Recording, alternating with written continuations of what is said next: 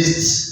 Abneri alimtwaa akamleta mbele ya Sauli, naye anacho kichwa cha yule Mfilisti mkononi mwake. Na hii ilimvuta sana Yonathani kumkubali Daudi na kujiunga naye, sababu alielewa kwamba jambo hili haliwezekani kwa mtu yeyote isipokuwa yule ambaye amekubaliwa na Mungu.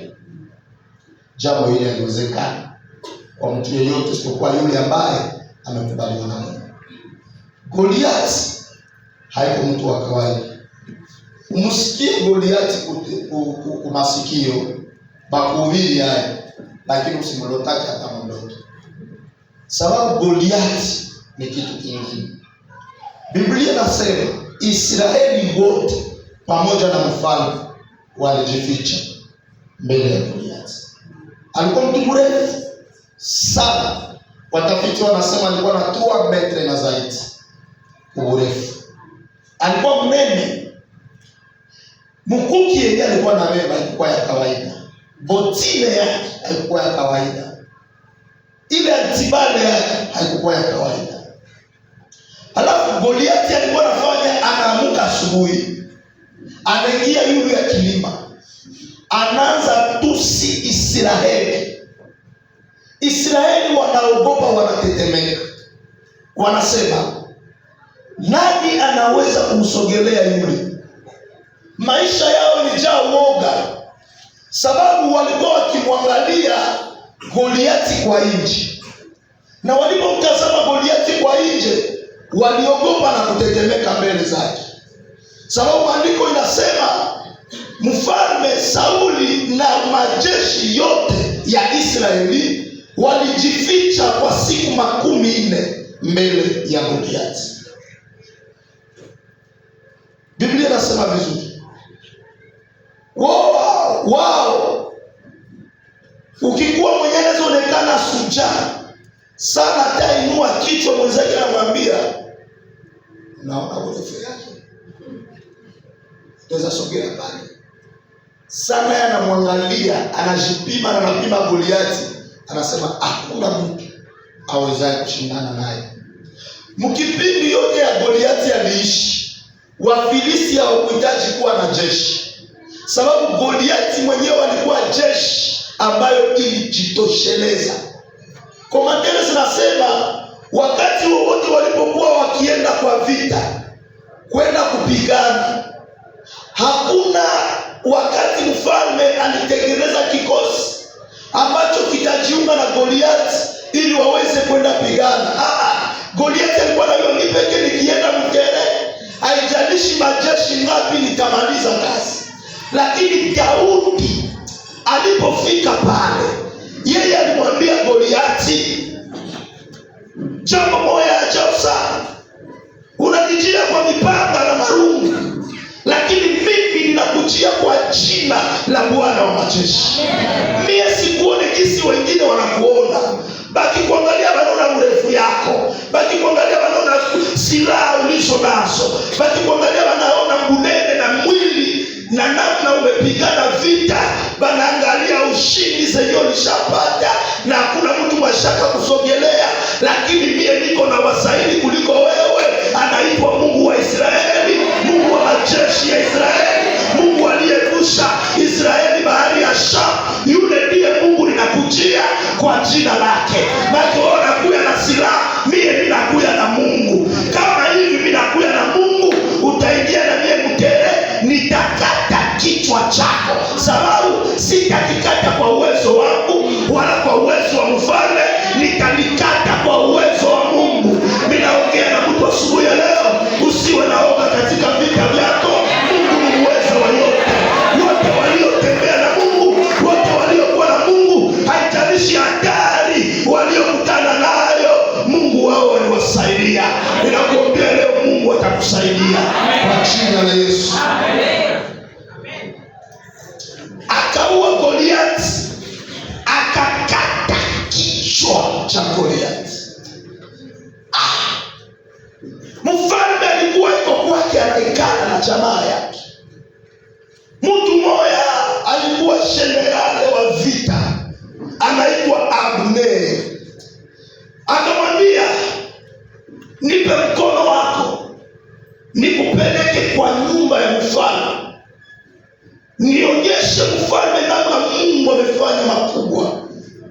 juu ya Israeli. Banakuya mpaka wa mfalme. Biblia inasema mfalme akuamini. Eske ni kichwa ya ule mtu mwetu unajua au biene kwa mtu wanatetemesha kwa wengine. Lakini acha nikuombe niseme hivi. Kenye kiliuaka wakwenu hakitakuua. Kenye kinaogopeshaka wakwenu hakitakuogopesha tena kama leo. Sababu watu wanaachana na neema zinapishana. Unaweza sana watoto wawili ni baba pasa, unawashoneshea moya sawa sawa, unabalishaka kitanda kimoja, tukiangalia sura zao ziko sawa sawa, lakini kenye kitawatofautisha ni neema ya kule mbele. Sababu lazima neema zitaachana. Kuko ndoto yako na kuko ndoto yake. Ndoto zinapishana, na vile ndoto zinapishana, bahati zinapishana, na vile bahati zinapishana, siku zinapishana. Amen. Herode alimuua Yakobo, bakampiga na Stefano mawe, akaona ni kawaida, akakamata Petro naye akasema huyu naye ni mkate wa kichwa. Kumbe watu wanapishana na damu zinaachana na vichwa inaachana. Haiko vile mliua ule Josi mtaua huyu. Sababu gani? Sababu neema na imani inapishana. Acha niongee na mtu nimwambie hivi, misingi yalimalizaka wa kwenu, Mungu anaenda kukuokoa nayo kwa jina la Yesu. Haitakumaliza. Ndio maana Mungu ameruhusu mafundisho wewe usikie. Kwa sababu anaelewa wewe utapona na utaponyesha kizazi chako. Pokea ile kwa jina la Yesu. Aseme Yonatani akasema jambo hili haliwezi kufanyika kwa mtu asiyekuwa na Mungu. Huyu jamaa iko na Mungu. Akakubali Mungu wa Daudi. Sababu alielewa kuua Goliati, akaende kuwafumu hawezi kuua Goliati. Sababu yeye pekee ni kiti cha enzi cha shetani. Yeye pekee. Jumbele Goliati yapigani, analaani kwanza kwa miungu ya Dagoni, miungu ya Wafilisti. Yaani yeye na Dagoni iko sawa vile jana peti. Sasa utamwendea kwa mfumu gani? Hakuna uchawi yako juu ya Goliati, lakini neema ya Yesu, ushindi wa msalaba niko zaidi ya uchawi wote ambao tunaweza kutana nao. Kuna mtu aseme amina ya pia. Akamkubali. Napenda ile sana. Yonatani akamkubali Daudi. Sababu alielewa Mungu amemwacha Sauli. Na kuna sababu ile ambazo zilimfanya Mungu akamwacha Sauli. Sababu ya kwanza, Mungu amemwacha Sauli kwa sababu Sauli amefanya huduma ya kikuhani. Haiko kazi yake. Kitabu cha kwanza cha Samueli sura 13 mstari wa 8 mpaka 14. Aseme niliona umechelewa, nikatoa zabibu. Ukaitoa sana huku kuhani, njoo ufanye huduma ya kikuhani. Aseme nilijua jinsi unafanyaka na mimi nikafanya. Samueli akamwambia, hakumboeshi. Kwa sababu ya hii Mungu anakuacha. Tuko pamoja? Sitazama sana pale sababu sina muda. Jambo ya pili ambayo inafanya Mungu anamkataa Sauli kutoheshimu agizo la Mungu. Kitabu cha kwanza cha Samueli sura 15 mstari wa kwanza mpaka 24. Mungu anamwambia wende uangamize wa Amaleki. Usiache kitu kwa Waamaleki wote, kuanzia mfalme mpaka mtoto wa kuzaliwa maliza. Usiache mnyama yeyote, kuanzia kutembo mpaka niseme akosi panya, usiache. Sauli akaenda akaanza angamiza. Maandiko nasema aliacha mfalme wao sababu waliwahi kuwa marafiki. Akaacha Agagi. Akiona ng'ombe ya kunona anaitia nyuma, akiona mbuzi ya kunona anaitia kando. Maandiko inasema akakuya akatoa sehemu ya vile alileta akaanza tolea Mungu. Ndio Samuel akamuuliza, "Je, umefanya jambo ambalo Mungu amekuagiza?" Anasema, "Ndio nimefanya." Halafu na hivi yenyewe niko binalilia nyuma yako nini? Aseme, "Nimeleta zawadi nimtolee Mungu zabibu."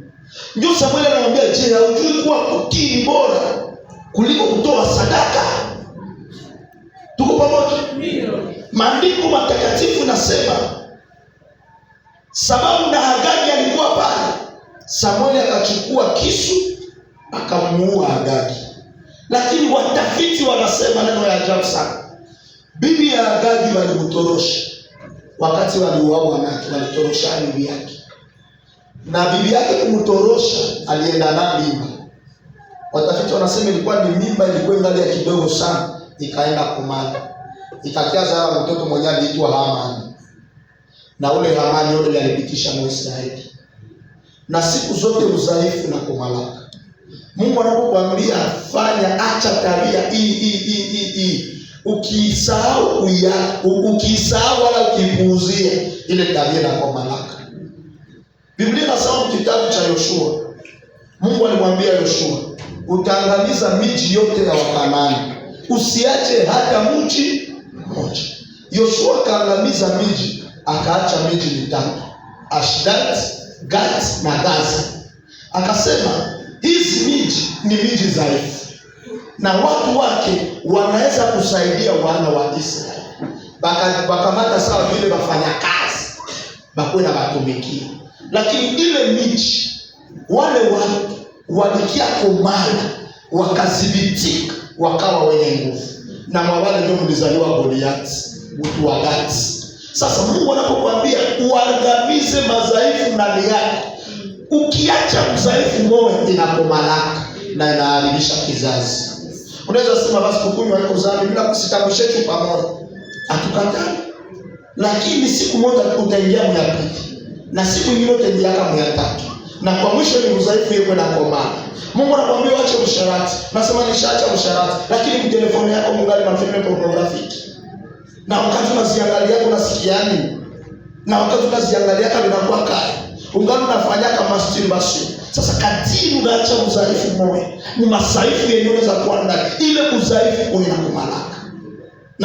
Na Mungu akitupatia neema, nafundisha kidogo msiku zinakuya, nitaongea juu ya Musa.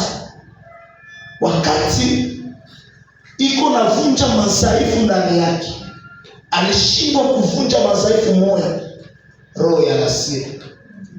Musa ni mtumishi mzuri na tupatia detail ya Musa, lakini alisahau udhaifu ni ngapi? Moja, hasira. Ukiita maombaji, Musa ni wa kwanza. Ukiita makuhani, Musa ni wa kwanza. Na kwa wakati yake kukuwa mfalme, yeye pekee mfalme wa Israeli. Lakini udhaifu moja ilifanya asiingie Kanaani. Hasira. Kutoka kitu kinaweza kuuzia mwewe. Roho anakuambia punguza hii hasira, haikuwa ya kawaida. Mtu anasikia Uislamu mpaka anapasula manguo, mpaka analunguza nguo, mpaka anachoma na nyumba, mpaka anaua. Ile hasira itakufikisha kambaki. Udhaifu. Ndio Mungu anamwambia Sauli. Samuel anamwambia Sauli, Mungu amekukataa sababu ya kile kitendo. Sauli anaomba, anafanya kifungo kumwambia Mungu, huyu wewe ndio unimpaka mafuta, umrehemu. Mungu anamwambia Samuel, usinisi sababu ya Sauli. Usinisi sababu ninajuta. Mina regrete. Juu ya nini nilipakalaka wewe mafuta akwe mfalme wa Israeli. Mina juta. Mungu akajutia. Nini nilifanya amejuta? Mungu asema ninajuta sababu amerudi nyuma. Tuko pamoja? Jambo ya tatu iliyofanya Mungu anamkataa Sauli. Jambo ya tatu iliyomfanya Mungu anamkataa Sauli. Samueli wa kwanza sura 28 mstari wa 8. Waaguzi. Ndio pale pia tulisoma kwa Nyakati ya kwanza sura 10 mstari wa 13. Sauli aliaguza, akaenda kwa wachawi kutafuta hapo shauri, akakosa kuitafuta kwa Mungu. Watoto wa Kisharu jambo. Fanya hivi kama tungali pamoja. Mungu akupe neema maisha yako. Hii neno lisikie na uzingatie. Ni siri bila kuibia na ufundishe kwa watoto yako. Mungu akupe neema maisha yako. Hata unafikiwa kumwisho, usitikake mfumo waingie nyumba yako.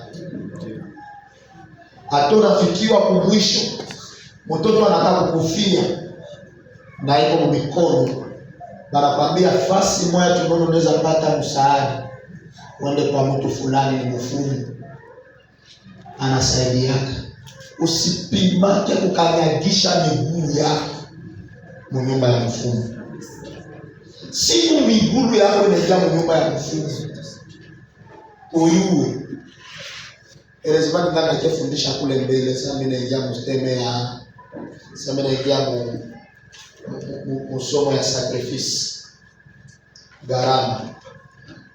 Miguu yako ikiingia mnyumba ya mfumo, unaweza pata SWAT ndio unaenda mtafuta, lakini ndio utaacha maile nyumba ni vya nguvu kuliko vya likuu. Atakupa mzio ukunyaji kwa mtoto, lakini anabeba neema ya ule mtoto na ya watoto wengine wote watazalaka. Unaiacha maile nyumba. Sababu wengine jiko wanapitia magumu, shida, bazazi. Unaona mtu kuna shamba ya mio, shamba tu ya mio, anaenda kwa mfumo analomba utisho ya ile shamba. Bako naogopa shamba yangu. Kweli. Mfumo atampa utisho ya ile shamba. Lakini anaacha nyota za watoto po. Benyata za laka mle mwa ile nyumba ya mfumo. Ndio mkati tutakuwa tunaogopa miwa ya fulani. Unaweza chezea mshamba fulani. Unaweza kata mua mule. Akose ukaukia atampa ile utisho ya ile shamba. Juu ya shamba ya miwa vizazi vyote. Nyota zake zinaweka mahali nyumba. Ile jambo ni kosa moja wamo ya kwanza inamhuzunishaka Mungu.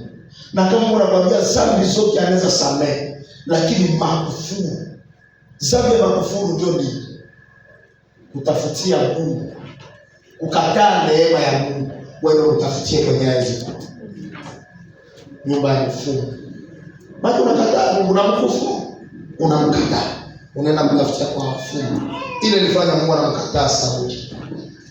Kitu cha ile kilifanya Mungu anamkataa Sauli.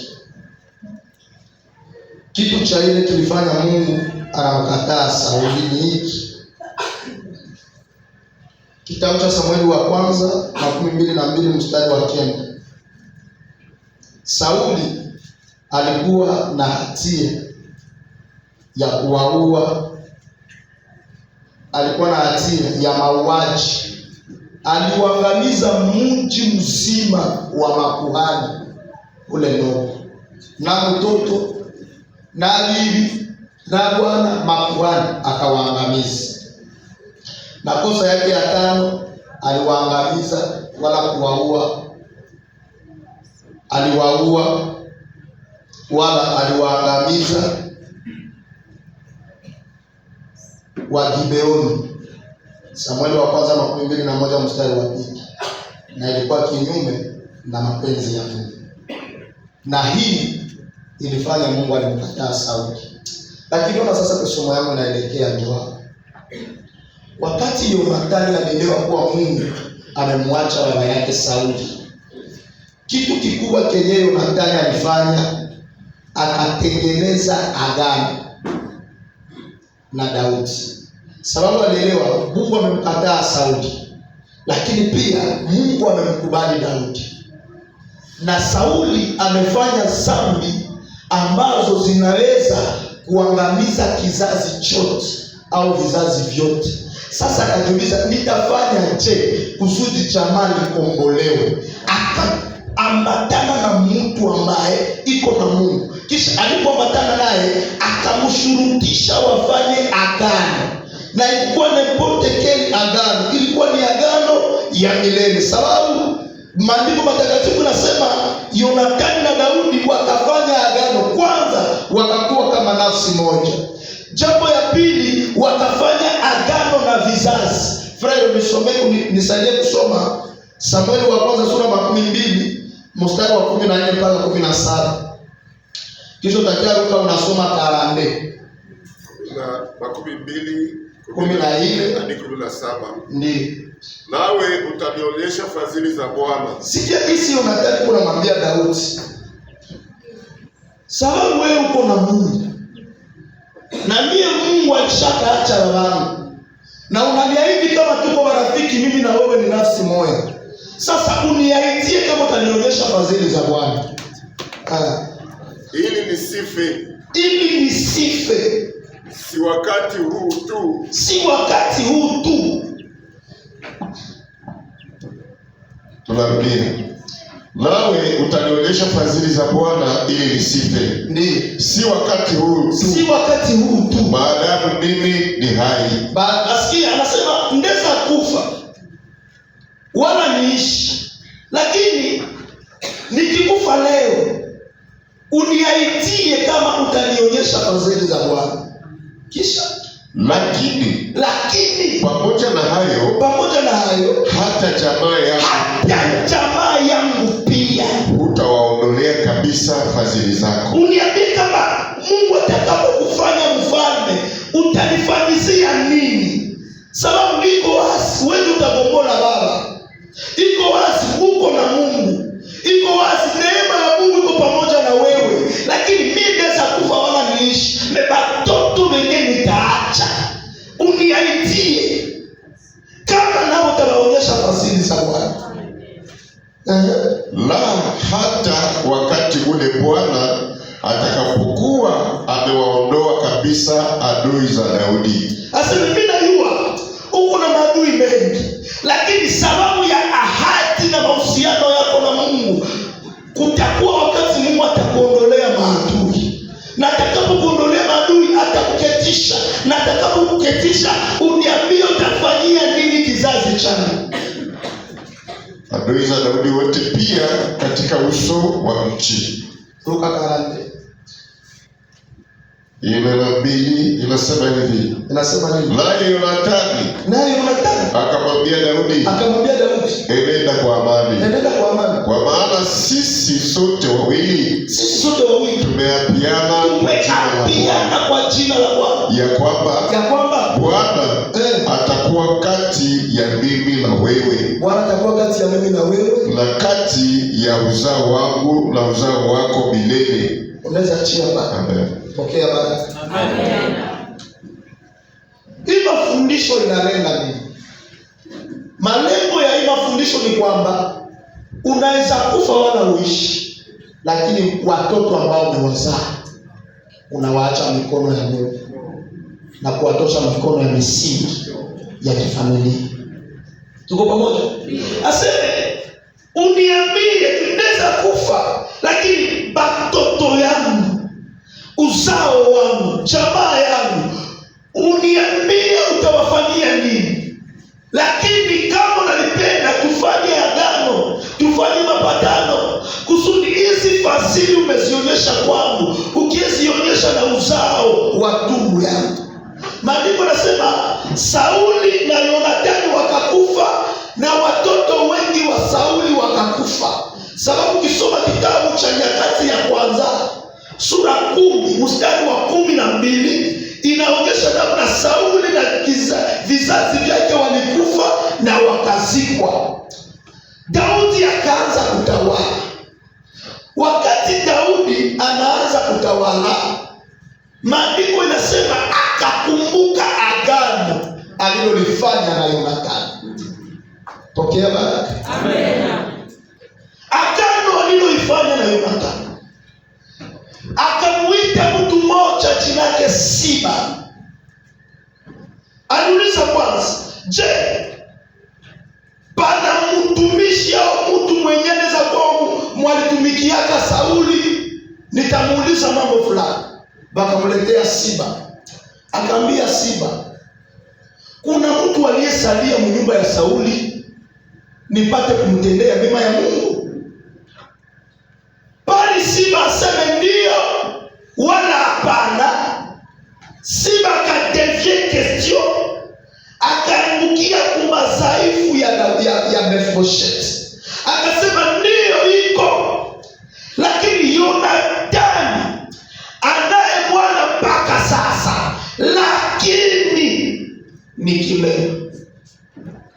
Unajua mara nyingi kuna watu ambao wanatafuta madhaifu ya wengine kusudi wawakoseshe baraka za Mungu. Pana binti mzuri mkanisa ya Chishano, sababu kuna mtu anamtafuta mwanamke mzuri wa kuoa. Hakuna mule bole kabisa. Nakumbuka hata wakati niko nachumbia bibi yangu, watu ambao wakanisogelea wananiambia ule ndio anachumbia. Si anasoma kama yeye. Si alipata kama lisasi ya kidogo. Ule ndio mwanamke tao. Tunamuhimu. Na mimi mnamuhimu sitasema. Sitasema. Eske anasema? Niko na mwingine ananiambia tunaomba kasuko pastor. Mungu akufunulie.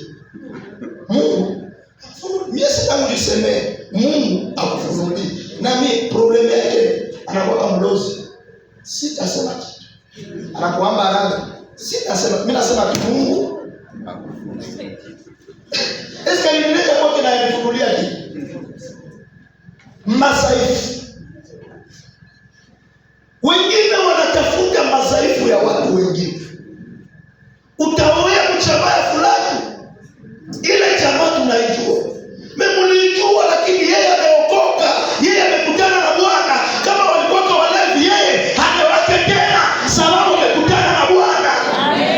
Kama ni jamaa ya wakahaba, mamake joka haba, lakini yeye amesafishwa kwa damu ya Bwana kondoo.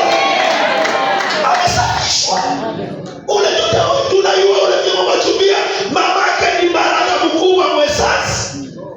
Mamake ni anaendaka misisi. Lakini mwaka sitonani baraka. Aseme anaye mwana lakini ni kilema. Acha niongee na mtu asubuhi ya leo niseme kwamba neema ya Mungu ina nguvu kuliko sheria. Neema ikikuja kwako itakutengeneza na inakupatia yenye sheria haikuweza kukupatia. Kuna watu waliwekewa mipaka maisha. Kuna watu waliwekewa sura makaske DJS wakawatilia nazo, lakini neema ikishuka inakusafisha. Neema ikishuka inakutengeneza, inafanyaka mtu akuwe tofauti. Neema. Mwani kupatie ushuhuda kidogo. Huko dada mmoja alikuwa anaingia mkanisa yetu moja Sepake ya Pastor Msema Kivu. Ule binti alizaliwa mjamaa ya umasikini. Tena umasikini ya nguvu sana. Alizaliwa mtoto mmoja mtumbu ya mamake. Sasa ilezaka miezi 3 wabata kufa mjia kwa wanaenda Musisi. Hii wakati wanaenda kwa makamio, mti ikawarusha watatu. Bawili wakapona jua aliangukia mai, babake akaangukia kwa kilima. Kulichiwe kichwa ikapasuka, akakufa.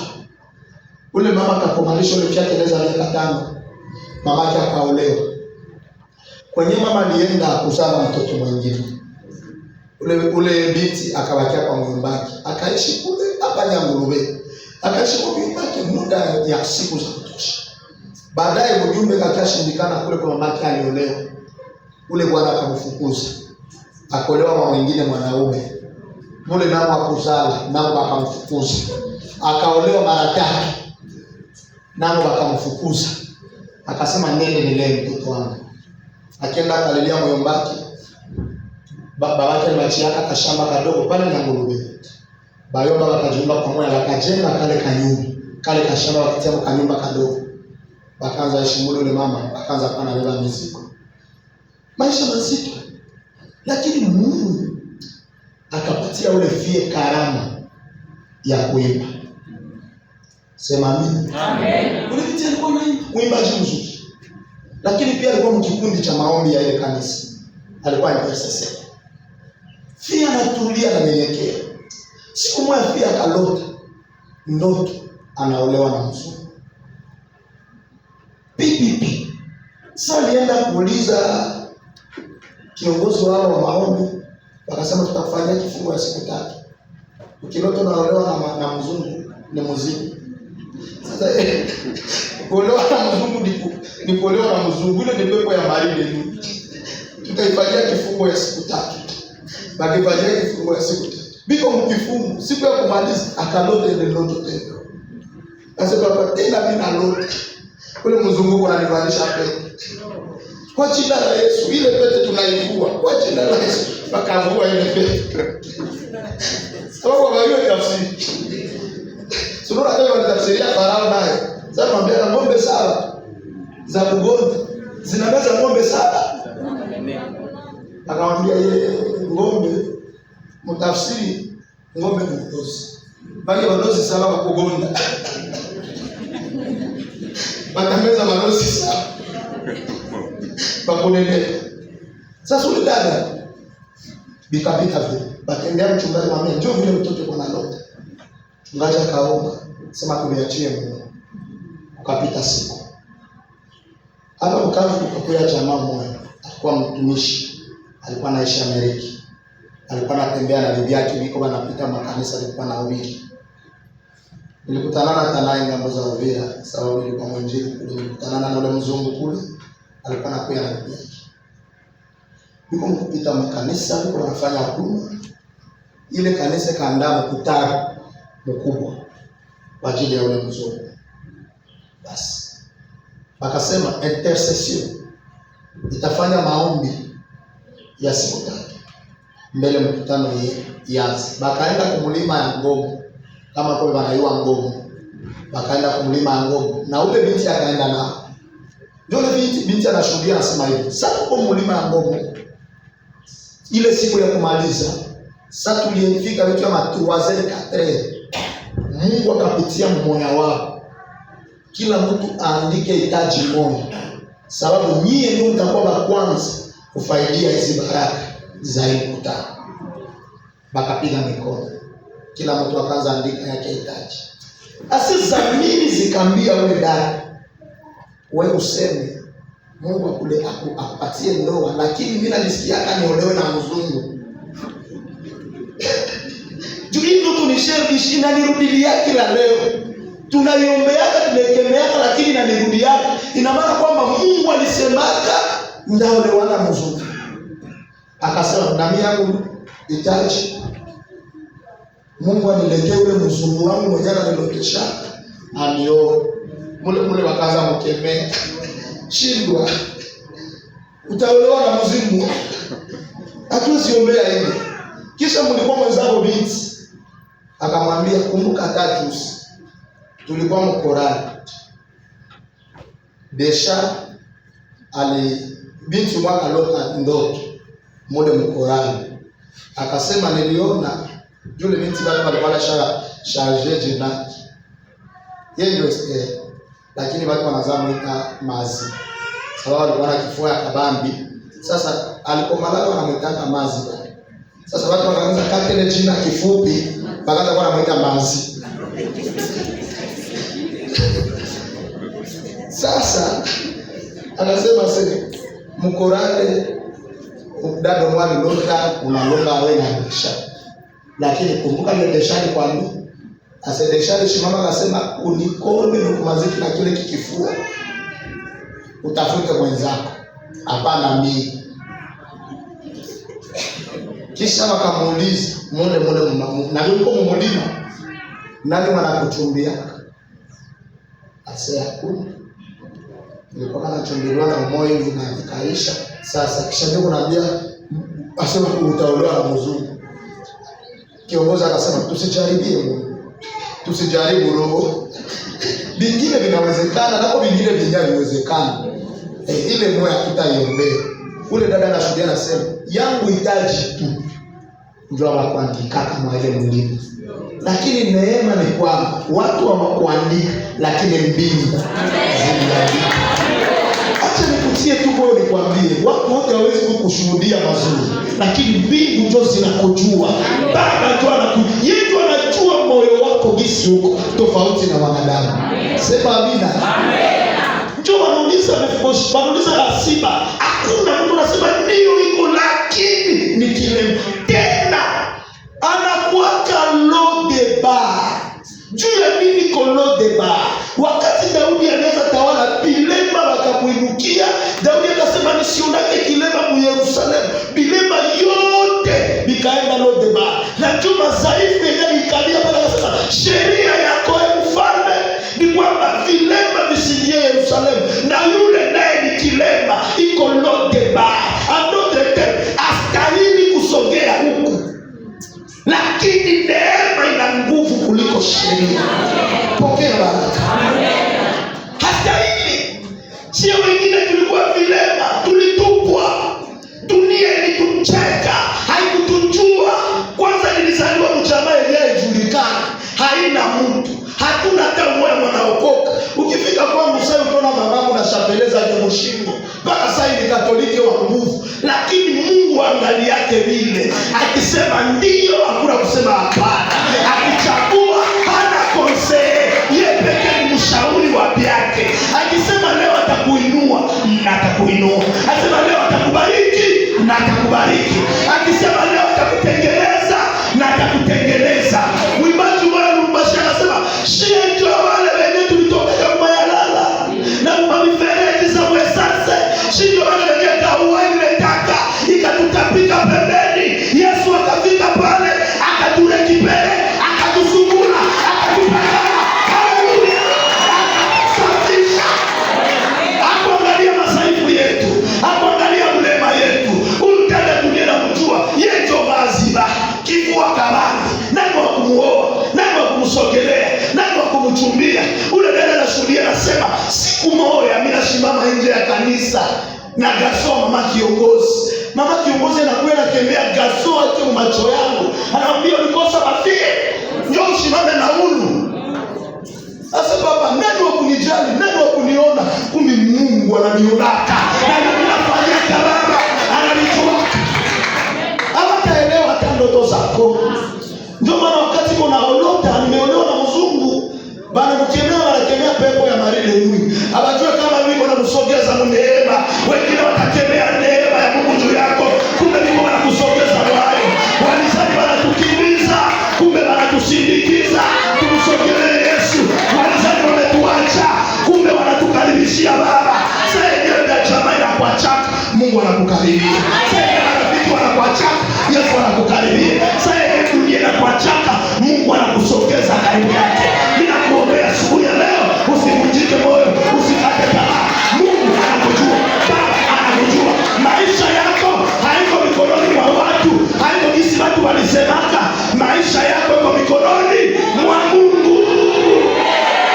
Ndio.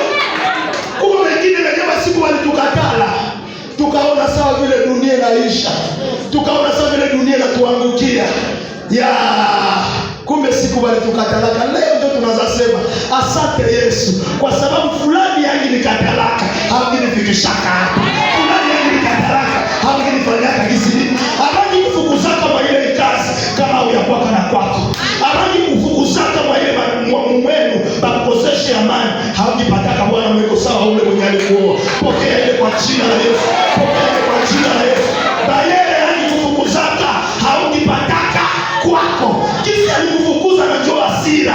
Yeye kwambia Mungu, na mimi nakatana maisha lupangai, unipatie sasa kwangu. Habari kuitaka mchaza wese, haungizalaka. Sasa alikufukuza wakakupanga majina, Yesu akakukamata, akakutengeneza, akakupatia jina jipya. Pokea kwa jina la Yesu. Ndio. Baratoka kule kumulima. Barakuya wanafika kwa kanisa. Haleluya. Mkutano unaanza leo. Mardi, mercredi, jeudi. Mzungu anaita mamaki, fils wa pasteur wa kuhani. mhubiri mzungukaji. Mama bali nipatia konje ya emwa, lakini na mimi nasikia kama nasema Kongo si hapa fika. Nilikuwa nakisikia na mimi nifike Kongo nipaangalie gisi nione kuna kwaka. Mimi naombea Mungu asubuhi ya leo. Mungu yeye pekee atakufanyia kampani au utajisemea. Au Mungu yeye pekee atakusemea. Wewe pekee una uwezo wa kuita mzungu atoke Ulaya, lakini Baba atakuitia naye. Kuko neema nyingine itafunguka tu juu yako. Pokea ile kwa jina la Yesu. Inafika Sameti. Mzungu anafika hotel Monkaus. Anatulia pale. Sababu najua wazazi wetu walikuwa wanalala, walikuwa wanaikala pale. Wanatulia pale. Dimash bana muibada. Sameti kiongozi anamwambia Masi, wewe tutatupeleka kesho mkipindi cha sifa. Samia jirani mwambie usirataki opportunity. Siku huduma inajipresente, usirataki. Amen. Okay, amen. Mungu anatanipa neema. Nashuhudia msiku zinakuja. Jinsi nilioa bibi yangu. Nashuhudia. Siku Mungu alinitengenezea ndoa. Na siku zote ananiambia kupatia ndoa ya heshima. Natuliza ya heshima mubiae. Lakini siku Mungu alinipatia neema ya kupata makuta za kutengeneza ndoa. Bali Bwana alika mhubiri wa Goma sikamsema jina. Kule na misisi kutabuka fasi kwa wanaita kama ndolo, kama njondolo. Tulikuwa kanisa na kanisa ya wote msepake nyange kama nyange. Ule mhubiri akazuilika akasema ndiko nje ya nchi sitaonekana. Bakanita Samedi ine Baba Emmanuel tuko msaibu makesha ya baraza. Njoo kuna mtu ametupatia nimero yako. Ndio tulikuwa nasema tuulize, je, uko tayari siku ya kwanza ukuye tuhudumia huko? Nikasema ya selukazwa nepa. Yusa vile kukutu wakati yenye batu wote wanatuwaka wenjo vetera wa mweki. Asatoa kupatia penalty ya wezi yasi. Ni koche anayua vipi? Ni wazama wazuele wanayua vipi? Ni wafana wanayua vipi? Na adui na anayua uko vetera. Kisha neeme na kwa mukia musenka manya mununase muka 85 minutes. Au niseme mshamaliza hata na muna prolongation. Make sasa kucheza kwa Mungu zishaishi. Shaba nasema basi tunawapatia miniti 2 ya kurekipere. Shamba ile miniti 2 unapata nati ekipere. Kisha kocha anafanya anasema wewe ndio unanitenda tena hapo. Anasema frere na vipi? Wewe unapiga ile penalty. Sasa wewe ndio unakuja mbele. Na kule nje. Na wenzako na wanakuja sasa hiyo.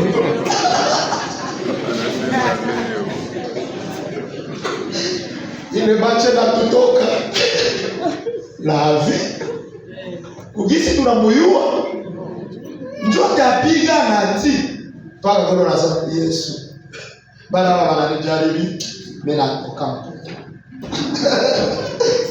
Mara leo yazi. Gati na gati anatoka mpoto. Frere la. Na baada ya kuelewa sasa mimi sijaangalia natia huko. Anaangalia huko. Sasa mimi nasubiri tu matokeo. Tunayua ule hawezi. Wale frere la jana shikaiti kama na shokse na motine na mgulu yote vitatoka. Bora tuile kabumbu. Ifanye nini?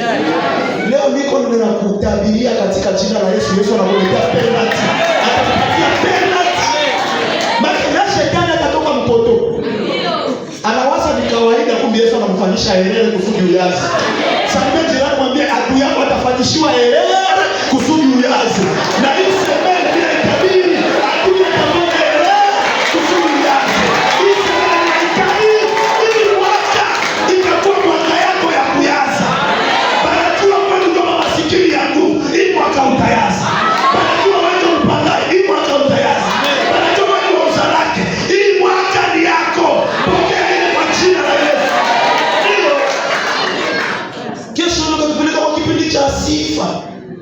na mavi.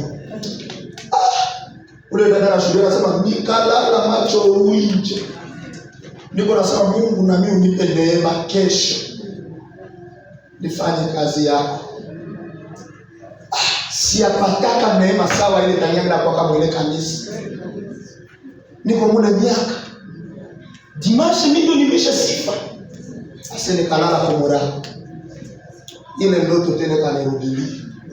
Mzungu ananivalisha nini? Hii mwako taivala kwa jina la Yesu.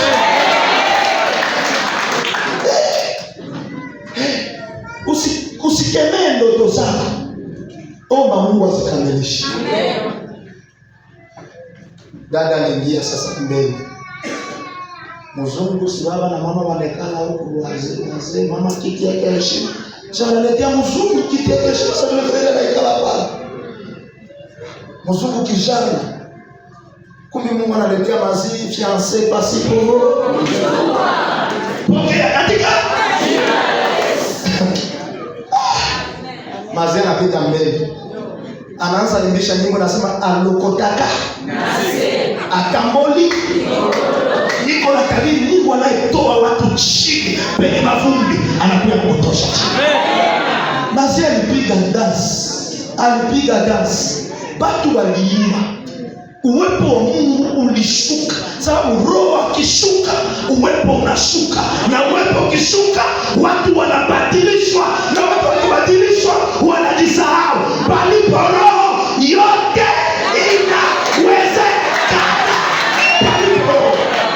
Acha nikiangaze kwa palipo roho, ile magonjwa inaponaka. Palipo roho, ile umasikini inaishaka. Palipo roho, uwezo wa Mungu unafanyaka. Piga nyimbo. Watu wanaruka, watu wanacheza, watu wanachazwa. Mzungu yuko anashuka longo kwenye iko. Anasema Mungu, mwanamke wa kifua sawa. Njoo nilikuwa najiuliza na mtoshaka. Ndio wengine wanakuchukilia. Mungu atakuletea.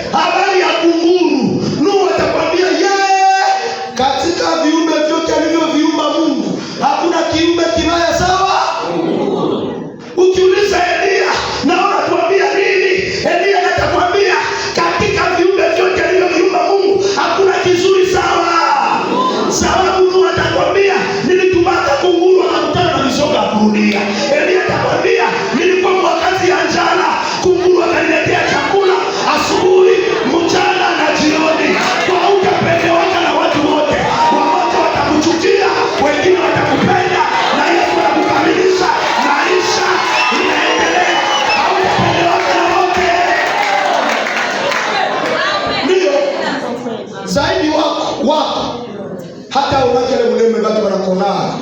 Wewe unamwambia toka kwa nani leo ulipua. Lakini sio kwa bibi yako. Anambia banani. Na hii ilikuwa sasa msumari, sasa msumari.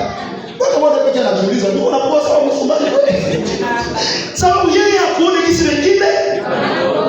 Nikachumbia vio moyo mrefu. Tukienda naye mulamane mufete. Sasa tulifika pale pale Nyawera. Tukakuta mkiaje kutoka Mobisi. Tukatembea leo. Tukakutembea tunakamatana mikono. Ni mrefu kabisa na vala ki. Shari watu wengine kwa wanakimbilia kwa ile fete. Ndio natukuta wanatutambuka. Sasa mimi niko tukuta papa yeye mama navala bien, papa yeye mama napendeza. Sasa mmoja akakuja akasimama akatusalimia. Sasa papa yeye mama ananyoroka. Unapendeza sana na mimi asante. Kisha leo dada alikuwa ananiangalia ile sana ile goli yake aliangalia hapo. Sasa ukaniambia kama utakuwa hapa mzuri na wewe lakini sasa hivi ufupi nayo bwana.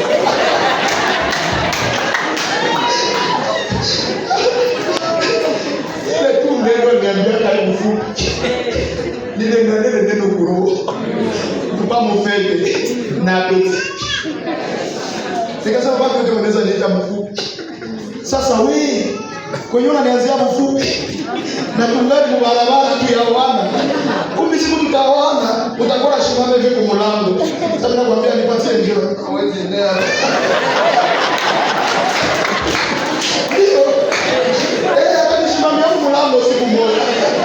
Ananitengenezea hivi bado tena. Acha utatabia kile mfupi yako wewe hawezi endelea. Nikakile kitu mwenyewe nikaenda najiuliza. Mfeke. Nikakumbuka mwenzetu mwali mpaka menisi. Sasa bibi yake kuna mtukana. Sasa wewe baba fulani ndio mfupi sana kirai. Bile tu ndio mko mundo. Nikasema mama kanitaka hii kirai. Apetia kukula. Nikasema tangia leo unamaliza. Lakini sasa nilikutana na mama Esther. Utamwona kesho. Haiko nafika ni profesori anafundisha. Ndio maana hakui. Lakini dimasho tamona. Sasa nilimwona. Ya kwanza nilimupaka nguvu kwa niko. Akapenda mfupi yangu. Akaniambia, mwanaume wa sako wewe. Ndio nilikuwa nahitaji. Wewe nilikuwa nakuona wewe wa kesho. Ndio nilikuwa kama yeye mbamba alikuwa analeta mfupa nangu usiku. Ya mfupi ya mbamba. Sasa ananiambia, mimi naona wewe wakupatia kokoliko ya kufunga mara mbili. Sababu pia ni mwenga. Wakupatia kokoliko ya kufunga mara mbili. Utapata kaforo. Nikamwambia kweli. Sasa hiyo huyu mwanaume wa pia shimama ndogo nikasema sasa wow. Sasa niambia hivi nikasikia kuro. Wewe hata huyu. Baki yote wanaweza kuchukia lakini mwenyewe aliitwa wako. Atakupenda pia yeye anakupenda. Hata wengine wote na weusi. Yeye ataiona. Sasa mzungu yeye kumbe mahitaji ya mzungu alikuwa na ampe mwanamke mweko na kifua yake. Sasa niendelea kama Mungu na ukazi. Tena na najua nyimba. Dama siko tu. Alikoteka na sasa. Mbona niko leo. Baba wanaimba wanaja mzungu. Na kuambia mbingu zikuangalie leo. Mbingu zikuangalie leo.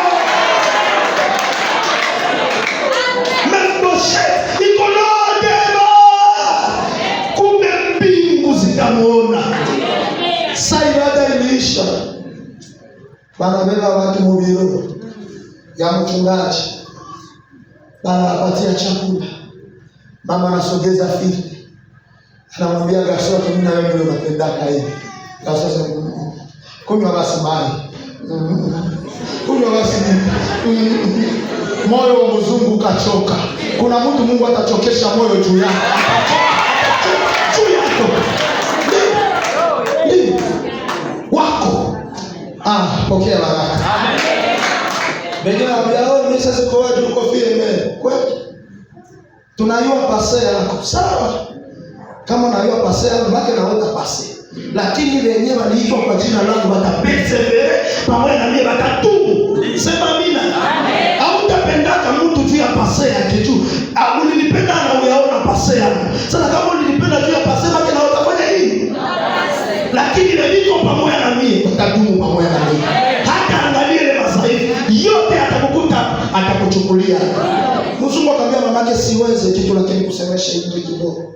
Basi nini? Sema mama ule tu nikisikia kwenye anaweza nisemeshe. Nani? Kuna mwanafanya hivi kabisa. Asema wapi? Sasa yeye alikuwa mbele na watu wote wiko kule, ilikuwa anafanya hivi. Alikuwa na luwe. Asa afeni. Asa kweli mama. Mimi najisikia nikwambie tu wazi.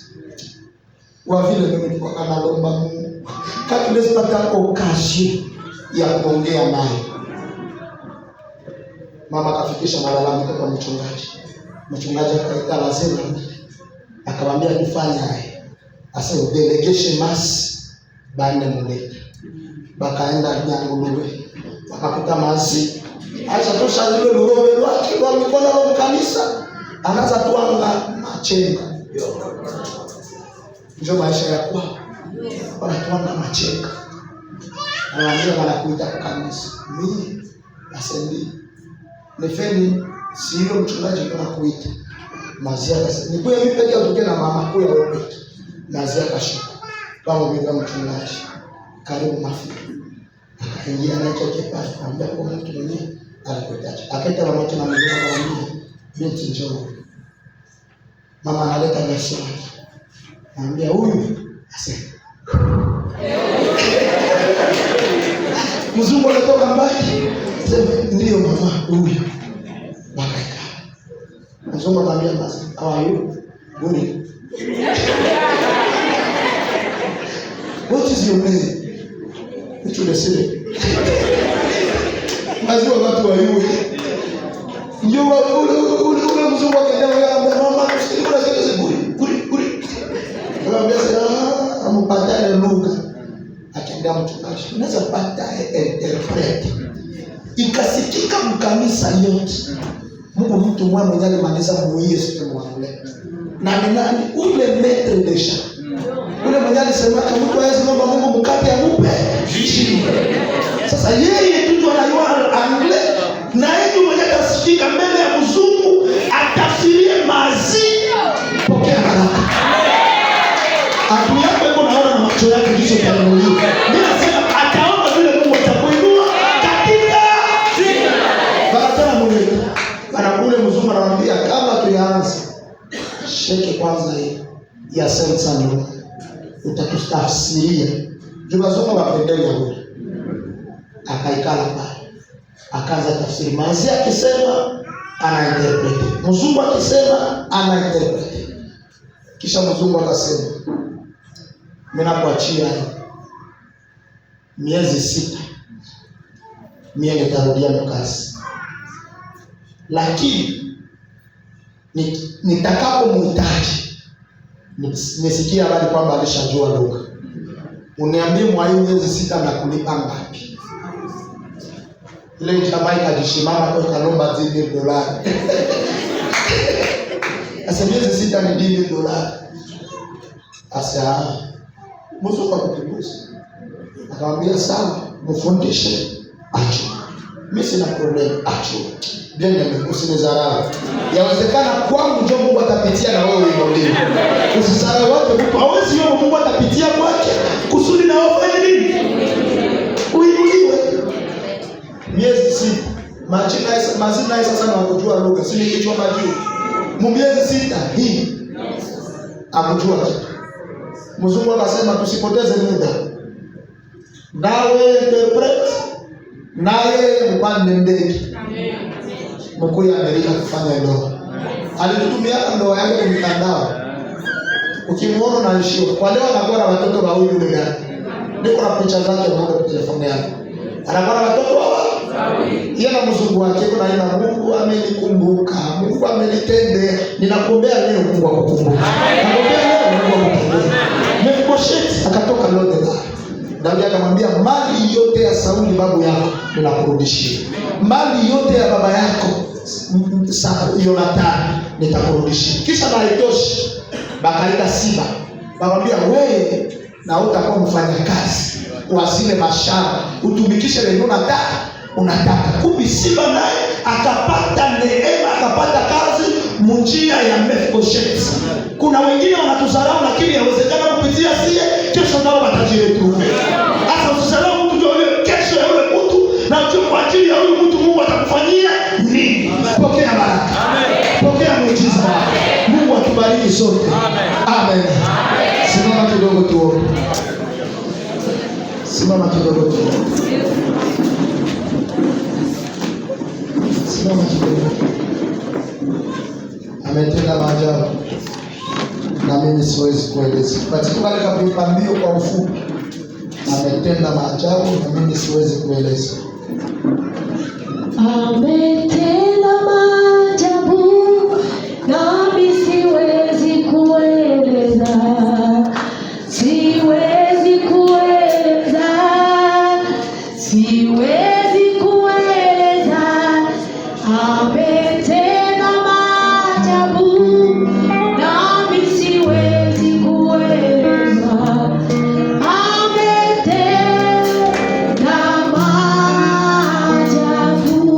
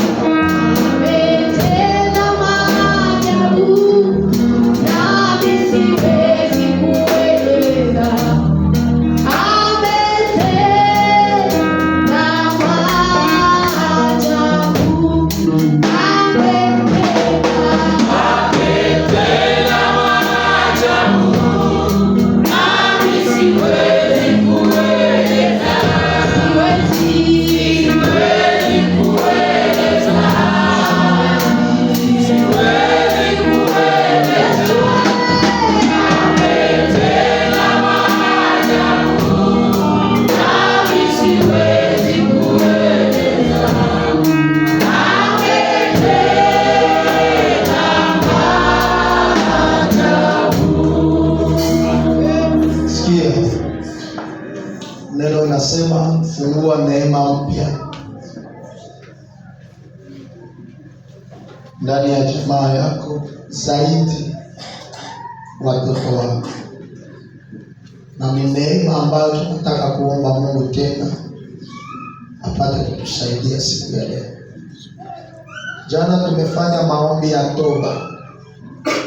Sote tulishuka kwa magoti tukaomba rehema kwa ajili yetu na kwa ajili ya vizazi vyetu ambavyo vilitutangulia. Wazee wetu ambao wamekufa, walikosea Mungu, wengine walienda kwa mulima, wengine walienda kukibiri kiti, wengine walitambikia mizimu, walienda kwa wafumu, hatukujua, hatukukua.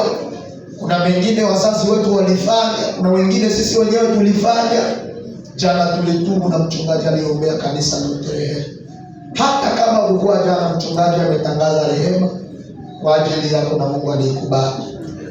Tunataka kwenda kwa hatua ya pili ya maombi ya kufungua nafasi ya neema mpya, kuwaingiza jamaa yako, zaidi watoto wako, kuwaingize mwile neema ya mbingu, uwaunganishe na madhabahu ya Mungu, uwaunganishe na madhabahu ya jishani ambayo inaweza kuwasaidia, haijalishi mahali popote wanaweza kuwa.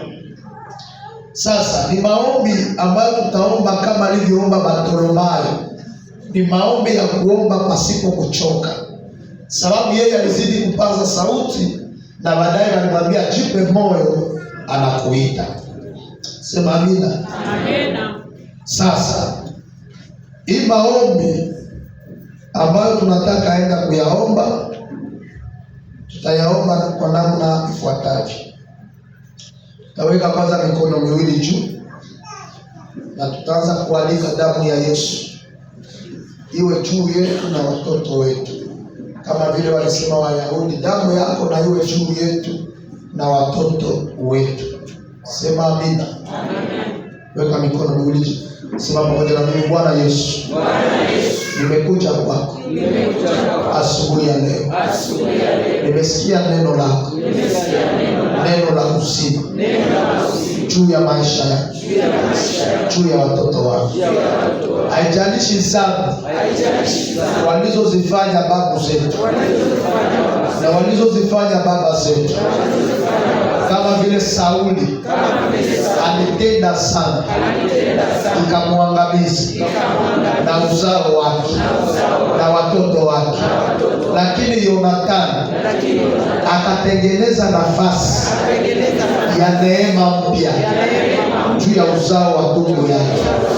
Na mimi leo ninasimama kama mtumishi wako, kama Yonathani, nikijipatanisha na wewe. Haijalishi sana na maovu walizozitenda baba zetu, babu zetu, walizotutangulia. Hatujui walitununua kwa njia gani, hatujui nyota zetu ziliuzishiwa wapi, hatujui maisha yetu iliuzishiwa wapi.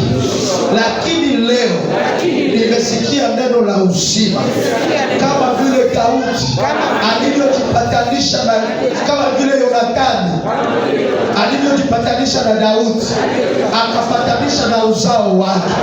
Na mimi leo nimekuja kwako kwa uwezo wa mamlaka ya nguvu ya damu ya Yesu, ya damu ya Yesu, damu inayosafisha, damu inayotakasa, damu inayoosha, damu inayoponya, damu inayoinua, damu inayobariki, damu inayosaidia, damu inayowezesha, damu yenye nguvu, damu yenye ushindi.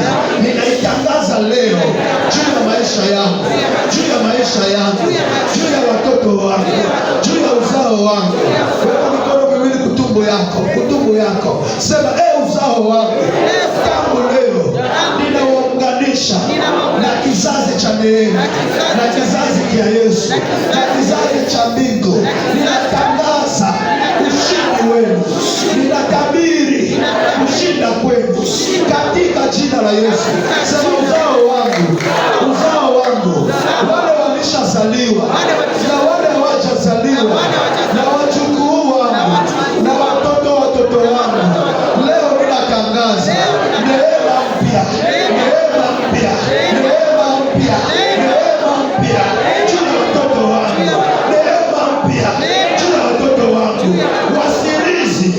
wasirizi, wasirizi laana ya kwetu, wasirizi mikoshi ya jamaa yetu, wasirizi damu ya kwetu. Sema leo hii inawaunganisha na damu ya mwana kondoo. Leo hii inawaunganisha na damu iliyomwagika Golgotha. Leo hii inawaunganisha na kizazi cha neema, na kizazi cha baraka, na kizazi cha Yesu. Madhabahu ya Tishado, madhabahu ya Tishado, madhabahu ya Tishado. Mungu wa mchungaji wetu, ninakusihi upokee watoto wangu, upokee watoto wangu, uwaunganishe, uwaunganishe, uwaunganishe na neema ya mbingu katika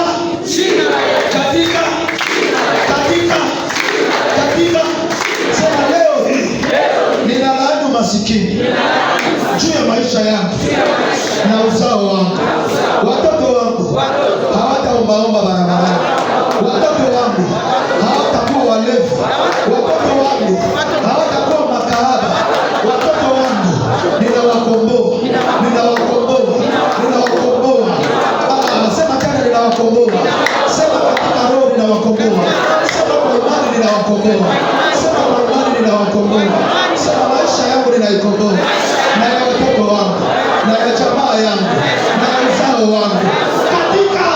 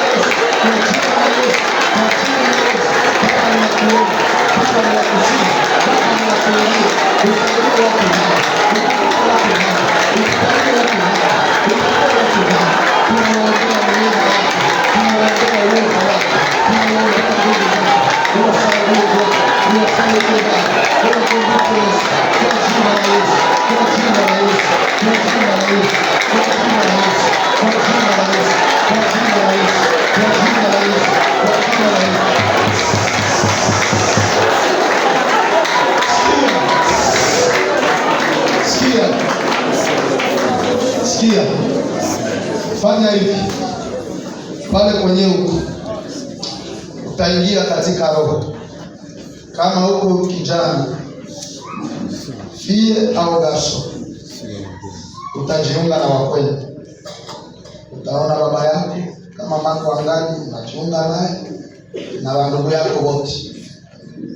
Lakini kwa wamama pale kweuko, utaingia katika roho kokote familia yako kwenye iko, unasimama pale kweuko na wanako na watoto yako wote, jinsi Mungu amekupa bamutumbu yako, mtaunganishwa nao pale. Kama huko baba, utakokota mke wako kwenye iko ulimwengu wa roho, mtaunganisha ile familia. Lakini zaidi, kama mko huko, ile familia iko huko, mtakutanana, mshikane mikono. Kama mko huko, mtashikana mikono. Kama hamuko huko, utaifanya kiroho. Sawa? Kama kuko wakwako mweko akwe muloko au mkuu, utamshika mkono, kisha mkiroho unakokota na wale wengine. Tunataka fanya maombi ya maagano, kuunganisha ile jamaa na neema ya Yesu. Usema tangu leo ile jamaa nitawaliwa na Baba. Jana niliongea misingi katika maisha ya kawaida. Unakuta kazi ya familia. Baba alikuwa tayari, tati alikuwa tayari, babu kubwa tayari, jamaa yote ya tayari, mpaka na watoto yako maidi nao maisha kwa tayari. Lakini ukifanya maombi ya maagano, Mungu anaweza tengeneza mtu mwenye jamaa na atakuwa njia ya kusaidia wengine. Mimi napata ushuhuda ya mchungaji wa kanisa ya ule dada Manyani olewa na mzungu. Mchungaji wa ile kanisa anatuambia hivi, bafie zaidi ya 7 saa iliko Bulaya munjia ya ule binti. Bafie zaidi ya ngapi? Ule kiana walitanguliaka ule desha. Alishabeba bajene 14 baba ile kanisa biko Amerika. 14 jene. Sasa ukikuwa na kanisa yenye na watoto weviko nje ya nchi, ni utajiri pia ya kanisa. Sijui kama unaelewa vile. Sasa tutaifanya maombi. Jamaa sasa zikutanane. Jamaa zikutanane. Familia zikutanane.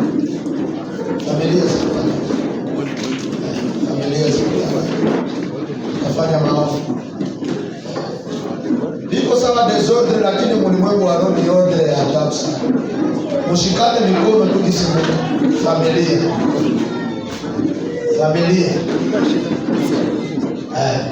Fasi za mingi zingali hapa mbele. Kama mwenyewe kule fasi ziko huku mbele, sogea huku mbele, mshikamane hapa mikono. Benye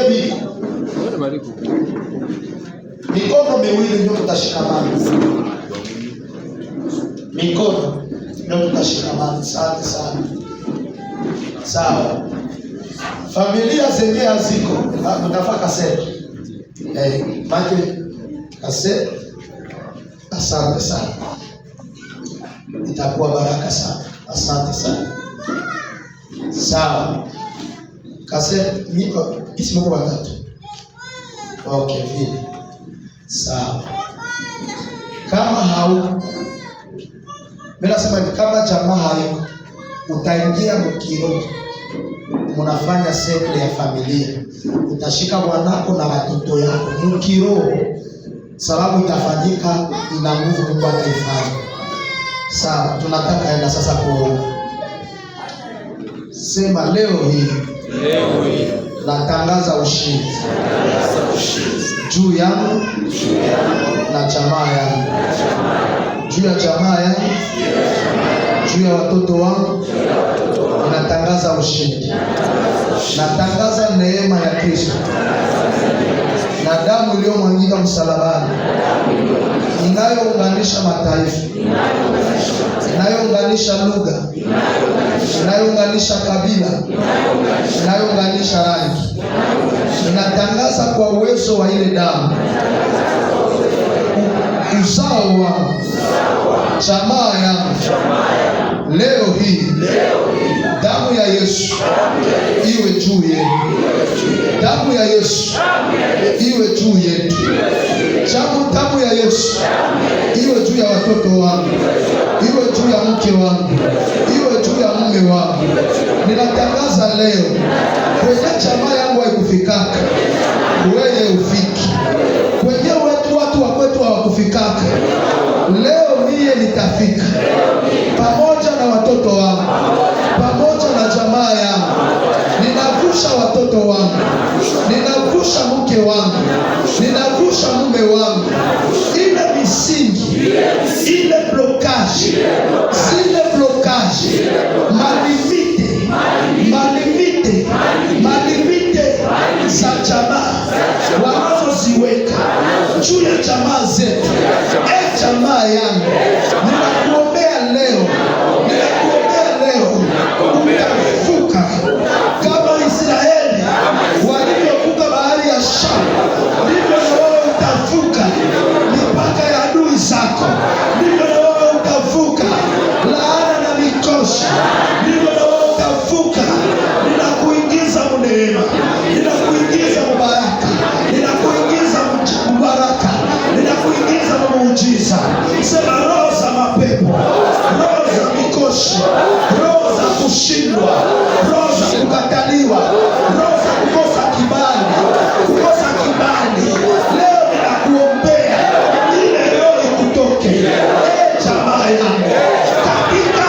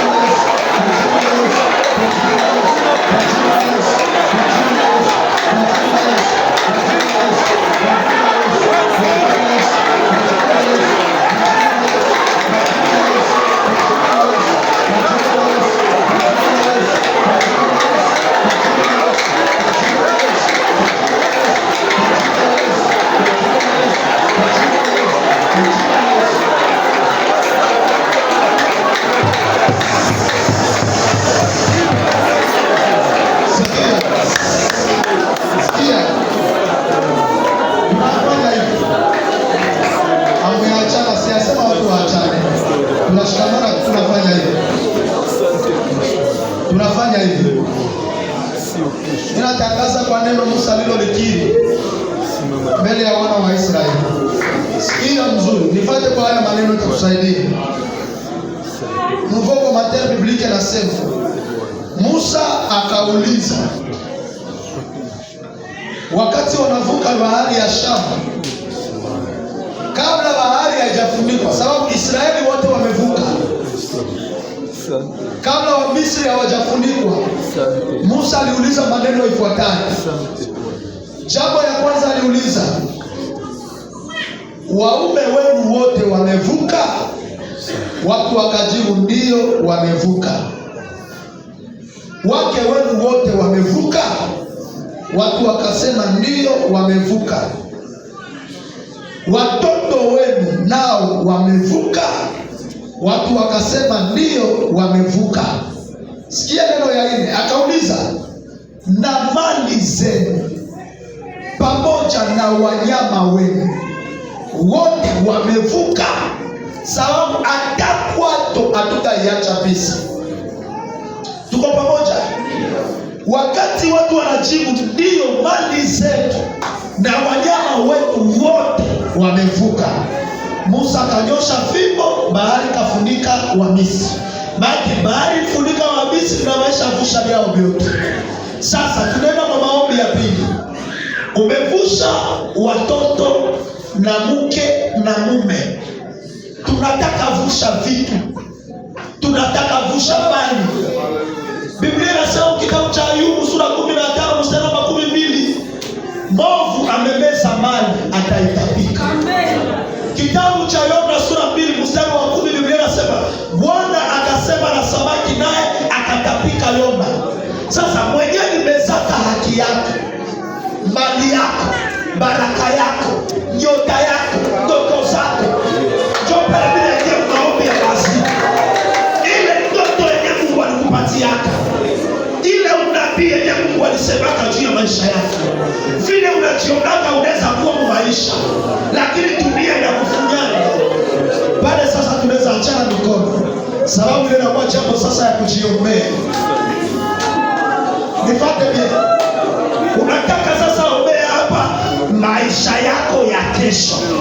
Unasema bila katala masikini, Mungu nifanye hivi. Leo ukiambia Mungu akufanye hata president, ataiandika. Ukimwambia utaolewa na mzungu, ataifanya. Ukimwambia bila kaka ukifanye miliardea, ataifanya. Ukifanya bilionea, ataifanya. Maana unataka ombea kesho yako. Kesho yako. Leo unataka tengeneza kesho yako. Leo unataka tabiria kesho yako. Karibu sasa kwa ile maombi.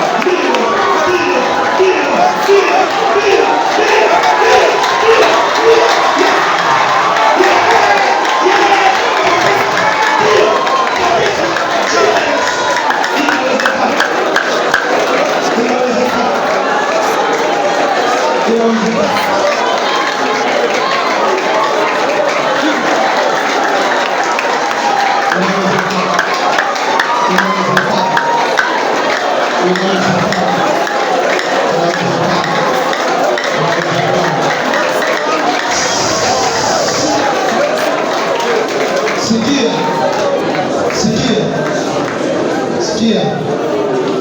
Tunataka tu kuomba ingine maombi moja. Ingine tu maombi moja. Yeye tunataka omba. Na siwezi toka hapa leo na sifanye ile maombi.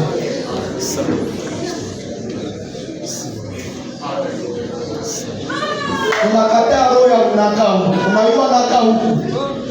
Ile roho ya umasikini ya kupindukia. Mpaka unakosa na chakula ya kukula. Bongo kabisa. Mpaka unakosa na chakula ya kukula. Yeye tuweze. Sikia nisitaomba.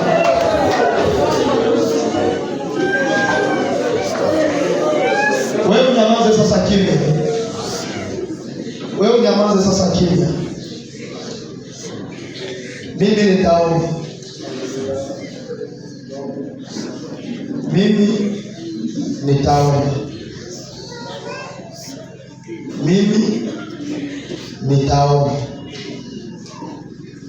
Nikimaliza omba, malaika wa hili kanisa, mchungaji atakia kamilisha yale maombi. Siyasema uikane, ubakie tu vile. Kama utafungula macho sawa, mimi sibaki na shuti. Kufungula macho wala kufunga haiwezi zuia Mungu asifanye. Utakaa tu kimya, sababu kuna kitu Mungu ameenda kufanya kwa maisha yako. Uamini tu. Natembea na lile neno Yesu alimwambia Martha. Sikukuambia ukiamini utaona utukufu wa Mungu. Kuna neno Mungu amesema juu ya maisha yako. Ivae mwili. Mimi naenda omba.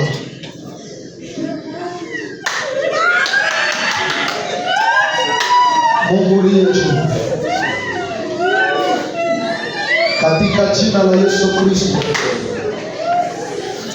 Mungu muweza, Mungu mwenye mamlaka, Mungu usiyeshindwa. Kitabu cha Mhubiri sura 9 mstari wa 16. Biblia inasema hekima ya masikini udharauliwa, wala maneno yake hayasikilizwi.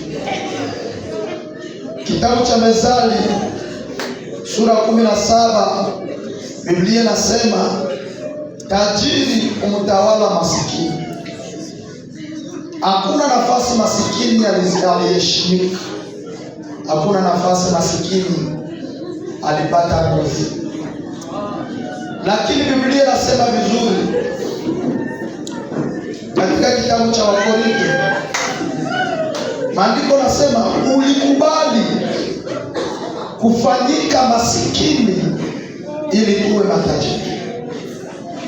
Mimi nakuomba leo, kama Musa alivyotangaza mbele ya Farao, akamwambia Farao, ninajua tukienda jangwani tumtumikie Mungu, lakini twende na watoto, twende na waume, twende na wake, tukiacha mali zetu tungali watumwa wa Misri. Hata tuende Kanaani, tukiacha mali Misri tungali watumwa wa Misri.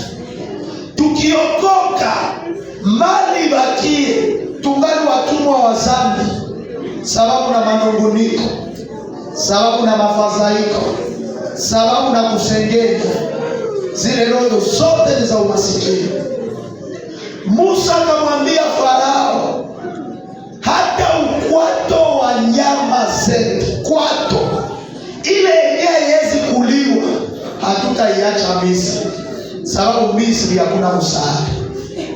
Natangaza kuvuka Watu wameomba kuvuka, wamevusha waume wao, wamevusha wake zao, wamevusha watoto wao, na mimi napiga msumari sawa mjumbe, sawa mtu ambaye Mungu ametuma na hii ujumbe kwa ajili ya watoto wa Chishari ya kuwa wanahitajika kuvuka. Ninapiga msumari leo wavuke. Ninatabiri tena leo wavuke. Ninatangaza tena leo wavuke. Kuna miaka wamefika mahali wakakwama. Kuna miaka wanafika nafasi wanashindwa. Kuna miaka wanafika nafasi hawajiwezi. Tangia leo, tangia leo, tangia leo, tangia leo, tangia leo, tangia leo, katika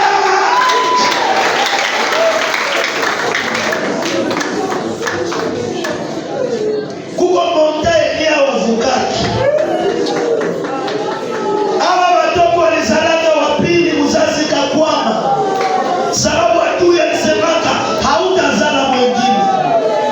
Aliolewaka mjumba inayumba, sababu adui alisemaka hautabakia kwa ile mjumba. Leo ninatabiri, leo ninatangaza kuvuka katika jina la Yesu. Alianzaka majengo ikakwama, sababu adui alisemaka ile nyumba haitaishaka. Leo mimi natabiri kuvuka. Mimi nasema utavuka maneno ya adui. Mimi nasema utavuka mipaka ya adui. Mimi nasema utavuka njama za adui kwa jina la Yesu. Teka mikono miwili mbele. Teka mikono miwili mbele kama mtu ambaye anataka kupokea kitu. Sikia. Sikia. Nimeona kontenele imekuja. Na ndani ya ile kontenele nimeona mko zawadi mbalimbali.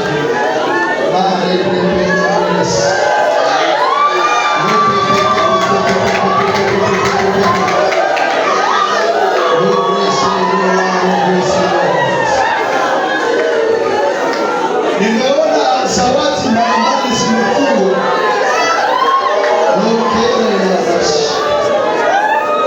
Zawadi zimefungwa ndani ya ile kontenele.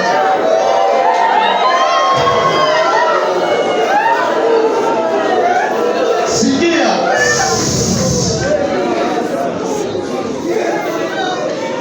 Ninaona mbele ya ile kontenele, kwa ile kioo, ile parabrise ya mbele, ile kioo ya mbele ya gari, kontenele kabambi na ya kikokota. Ninaona mbele ya kabine pale yuko anaandika maneno ifuatayo. Nifuate vizuri.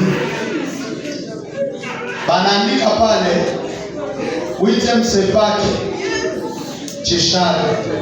Kisha chini wanasema Pastor Filemon. Maana hii zawadi ni kwa ajili ya watoto wa Chishari ambao wanaongozwa na Reverend Pastor Filemon. Ile ni zawadi yenu. Sasa wenye kufungua mioyo, watu ambao wako tayari kupokea, unaenda kupokea zawadi ya kwako. Sikia sasa, mimi natangaza kama mtumishi wa Mungu aliye hai, kwa hii wingi wa zawadi ambayo imekuja, Bwana ameileta kwa ajili yenu. Mimi natangaza leo hii, Mungu akupokeze yako zawadi, na utakapofungua hii zawadi, ile machozi ulishalia miaka igeuke kicheko, igeuke kicheko. Utakapofungua hii zawadi, moyo ulishachoka unaenda kuamuka tena. Utakapofungua hii zawadi, hiyo zawadi imeleta neema yako, imeleta muujiza wako, ipeleka pia baraka zako. Sikia nikwambie, ninakuombea ukuwe wa kwanza kupokea zawadi ya hizi baraka ambazo Mungu amezileta kwa ajili ya kanisa la Kishari. Pokea ile katika sema nimepata, sema nimepokea, sema Bwana asante, sababu umeondoa hili yangu, sema Bwana asante, sababu umevuta machozi yangu, sema Bwana asante, sababu umepanguza kilio changu, sema Baba asante, sababu umenikumbuka, sema Baba asante, sababu unanijali. Piga makofi mara tatu sana vile.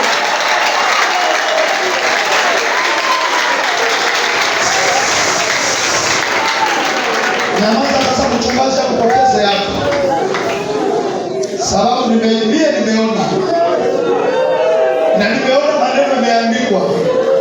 Anataka sasa fungula awagawanyie na tibashe tena atawagawanyie. Karibu mchungaji, kuwa tayari. Wewe unyamaze kimya, chunga tasio yako, upokee kitu kutoka kwa Baba, sababu yeye amepewa funguo ya kufungua ile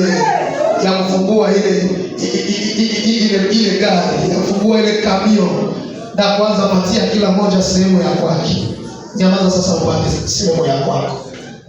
Karibu Baba. Baba Mungu wa mbinguni, Yesu Kristo ambaye ni Bwana, wewe ambaye ni mkuu, wewe ambaye ni mkuu, unakuwa juu sana. Vyote vitambavyo, vyote virukavyo, vyote ni vyako Bwana.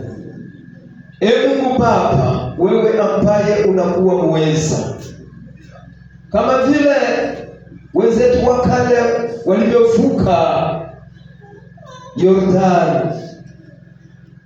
Mungu uliye juu, Yordani inavusha mambo mengi, inawavusha watu wako kutoka duniani kwenda mbinguni, inawavusha watu wako kutoka umaskini kwenda katika utajiri, inavusha watu wako kutoka mabaya kwenda katika mema, inavusha watu wako kutoka katika sheria na kwenda katika neema. Mungu, wewe uliye Bwana, nataka sasa Mungu kwa wakati huu, Bwana, watu wako waivuke Yordani hii, waivuke kwa jina la Yesu Kristo, waivuke kwa mamlaka ya jina lako. Bwana, kila chochote kile ambacho ulichokiahidi kwa watu wako, sasa ni wakati huu ndio wakati wako Bwana, wakati huu ndio wakati wako Kristo. Yule ambaye ameteseka muda wa kutosha, sasa ni wakati wa kuipokea neema yako.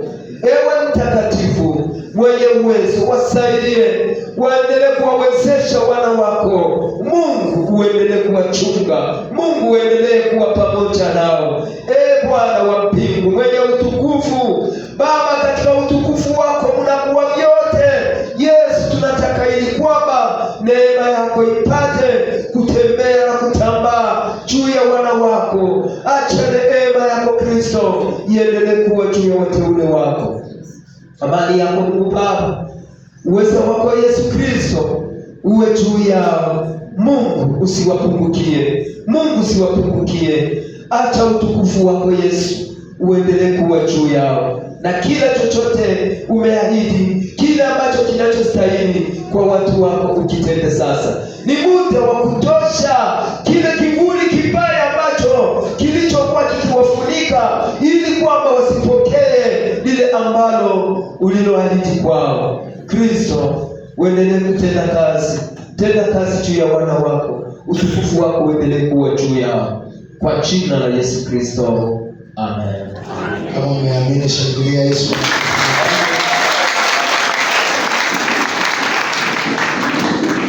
Nitakuomba tu mimi niache nafasi kwa baba mchungaji. Hata hauko Mkristo wa hili kanisa, lakini umejaliwa neema ya kufika huko mbele, usikose siku ya Jumapili Dimashi, ujitahidi ufike. Lakini pia kama una ndugu yako najua hajiwezi kabisa, ni mgonjwa wala na shida tofauti ambayo inamsumbua, umuhimizi naye afike siku ya Jumapili, sababu ninaamini Mungu atafanya kitu. Lakini pia nikuombe kitu kimoja, Mungu akupe neema kesho Samedi upate angalau saa moja ya kukeshea hii mpango na uombee siku ya Dimashi, sababu kuna alama Mungu amenionyesha ataifanya siku ya Jumapili. Kuna watu Mungu atawatengenezea historia. Sasa shetani asitutangulie. Ndio maana ninakuomba ukipata hata saa moja, na niwasia hata intercession ikiwezekana, hata ilikuwa programu watusaidie kumakesha kuombea zamu ya siku moja, sababu kuna kitu Mungu atakifanya hapa. Mungu atubariki. Amen.